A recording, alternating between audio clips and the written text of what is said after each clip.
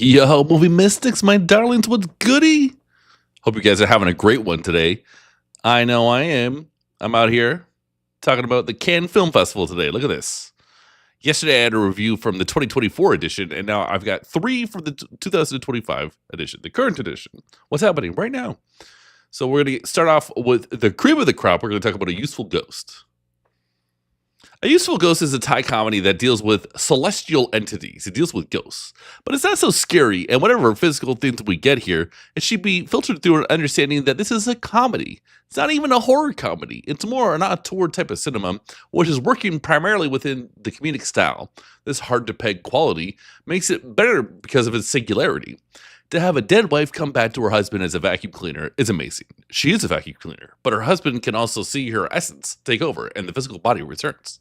First, people around the husband don't like it, but things only get more metaphysical from there. The setup is a lot of fun. Then when celestial politics come into play, as they do, it gets more interesting and rewarding. The jokes are delivered in a deadpan way that lands. It's not so dry that there's nothing to latch on to. The setup makes the laughs earned and plentiful, and the dialogue and performances are excellent throughout. This is like if Shaun of the Dead was made with no intentions of being a homage to anything, had no external references, and just aimed to be a cool movie. Ideally, a singular experience. Shaun of the Dead, by the way, of Parasites. So there you go, Useful Ghost. I loved it. We're not done yet. So this movie has a different title now, but when I had the screener, it was called I Only Rest in the Storm. But today it seems to be called now it seems to be called Tomorrow Will Be Another Day. Anywho, I'm going to stick with the OG title. So I Only Rest in the Storm is quite challenging. This is quite a challenge, I bet. Even for the most seasoned cinephile, it is a 3.5-hour affair that is rewarding, insightful, and direct. It focuses on an essentially well-intentioned Portuguese man working in West Africa, but he isn't fully honest with himself about those intentions, and he is alarmed to learn about his impact on the community. There's a lot of fairness in showing that spiraling, though. This movie is anti-colonial, but not hateful of anyone. It simply shows what happens every day, somehow, some way. All these big ideas need emotional grounding in a movie, though, and we certainly do get that. There's an interesting romantic dynamic and a steamy, perhaps even bold filmmaking depicting sexuality. Make sure you're ready to embark on this journey. It is long, and it is not a spectacle film, at least in a traditional sense. The photography is fantastic, and the inverse ethnographic study is captivating filmmaking. Usually, if something is this long, I'm expecting new Hollywood auteurism like Apocalypse Now, or that in a contemporary sense like Killers of the Flower Moon, and Peter Jackson's Tolkien movies.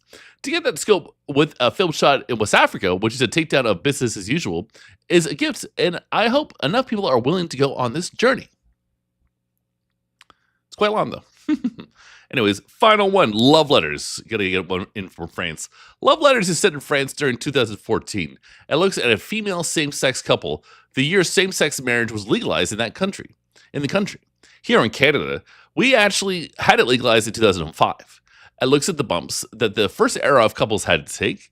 Things might be a little bit more normalized, but there is still stigma and stereotypes. Maybe it will never truly go away. It's a neat movie to see, though.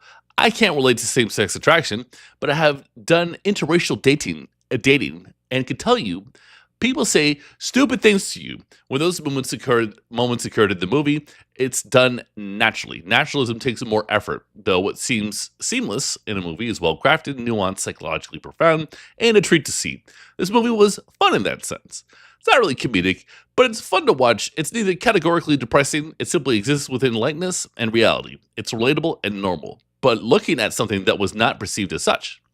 That might have changed in France today, and is beyond my knowledge, but in 2005 in Canada, the shift in our understanding of this issue is real. Patience is important, but knowing what's right is more important. There you go. Okay, so I've got 4 more reviews of the 2025 edition of the Cannes Film Festival, at least 4 more next week. There's going to be one day where I do 2.